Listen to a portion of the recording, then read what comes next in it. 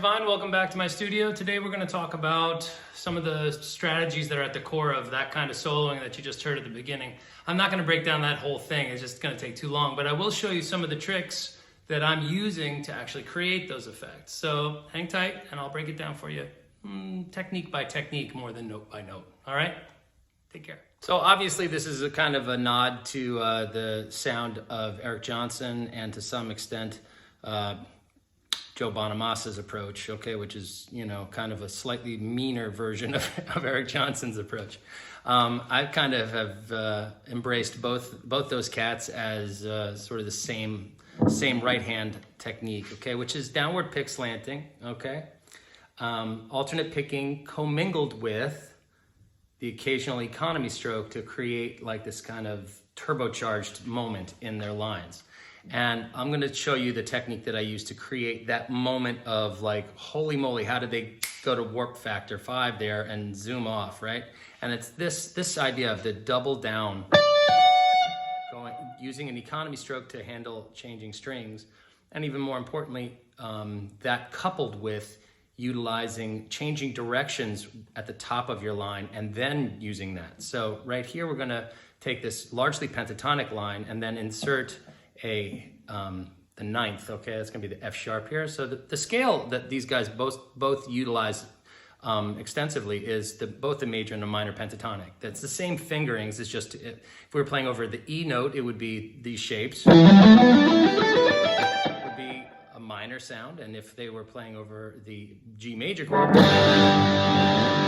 it's gonna sound happy. But one of the things that they love to do, those two guys, and I do, they love to get this F sharp in there. Okay, it's kind of a non-committal note. It doesn't say major or minor, it just says cool. And it really helps out with changing directions in the line here at the top. So if we go, and we want to come back down the scale, it's nice to go. Okay, not only do we get to introduce that cool note, but we also don't have to rotate our hand. So you can just think about playing pentatonic scales coming up and coming back. Sometimes it can be difficult because see how my hand had to rotate? So this way it kind of gets around that problem.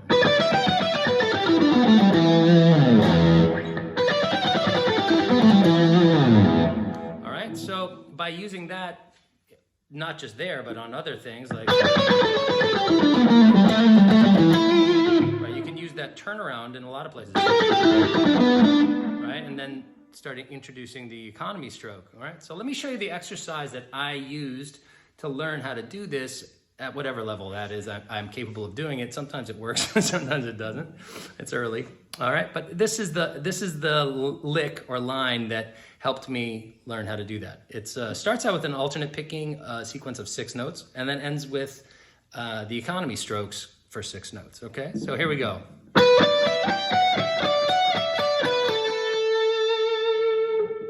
That's it. So let's break it into the 2 chunks. Alternate picking chunk.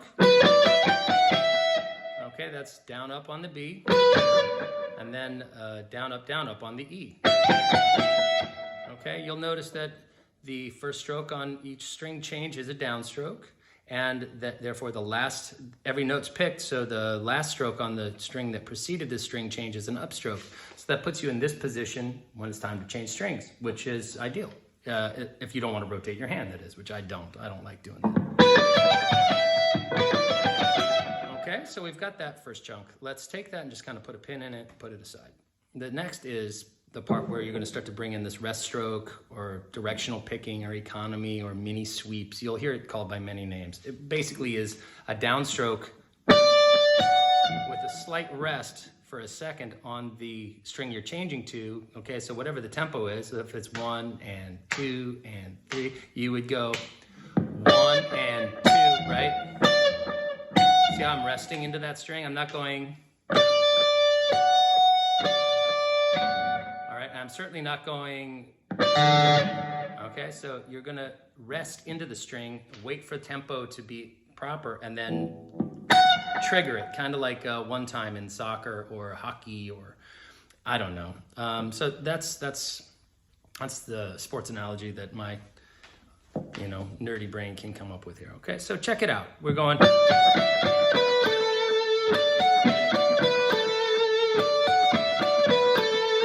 So we're using that rest stroke on those first two notes. And we're ending with one in anticipation of starting the exercise again, okay? And I want you to do this, play the 6 notes and do that one little rest, and then again, start it again. So,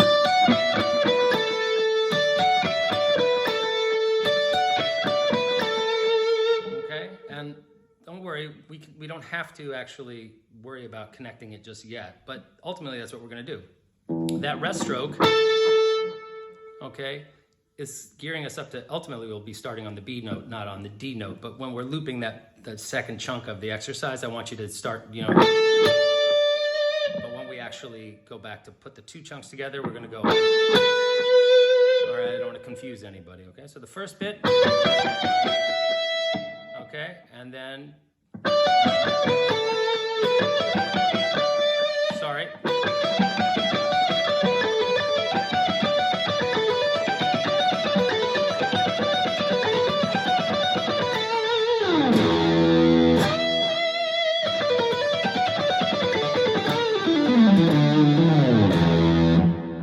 That's kind of me implementing it there, okay?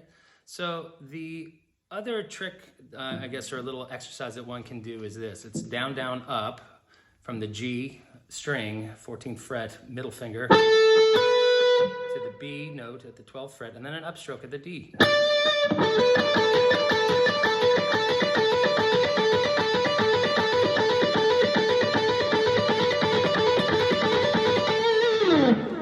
This can be very handy for ascending through the pentatonic scale.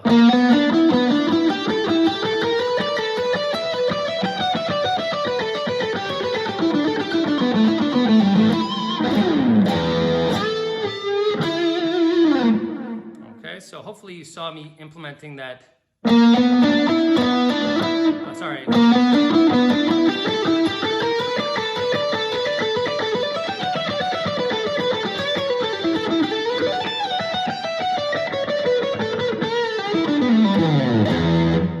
Trying to weave it into and out of the context of my alternate picking lines. Otherwise, you don't want it to just be the only thing. So that opening salvo of notes, I think, is like a...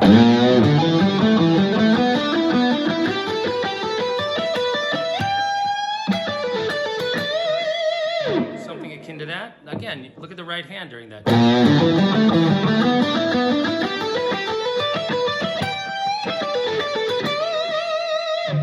Using that same double down technique to ascend through the scale with a certain degree of fluidity.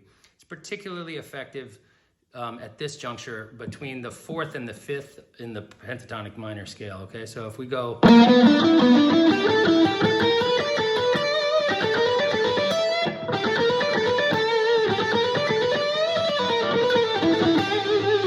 really works nicely there.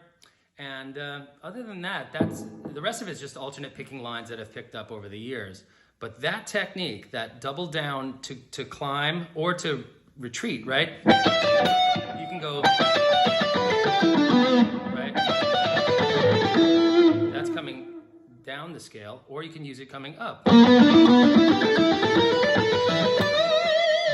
down, down, down, right? Okay, so the economy picking stroke is a really integral part of getting that fluidity of the Joe Bonamassa, Eric Johnson sound.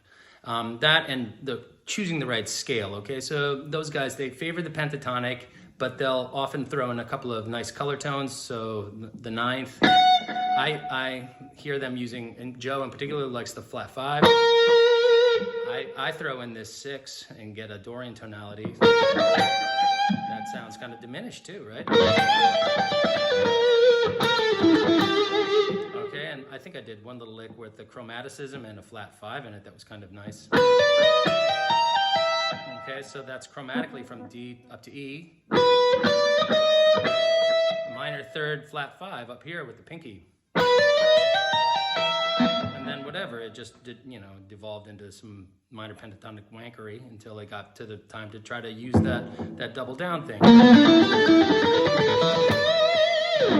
Okay, So I hope that this is, help demystify what the hell those guys are doing when they kick it into high gear. It definitely is, a lot of muscle memory here and muscle memory here. So you gotta break it down so that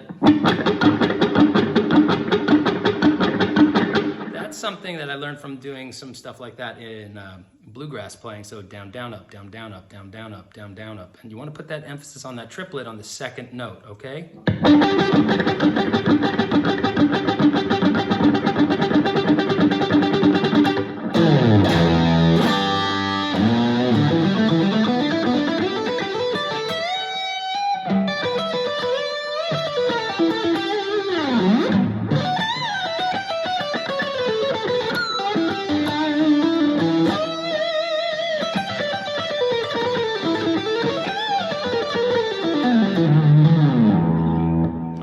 At this point, I think I'm just rambling, but I did want to break that down because I saw some people I know talking online about like how does Joe Bonamassa get this sound? What notes is he using? What notes is Eric Johnson? And it's not just about the notes. If you approach their playing style with just the standard alternate picking technique, unless you have the world's most phenomenal alternate picking hand, like a guy like Andy Wood, he can pull it off without that double down technique. I don't think he does it. But for to do it like Eric Johnson, I think it's integral to get that double down, Okay,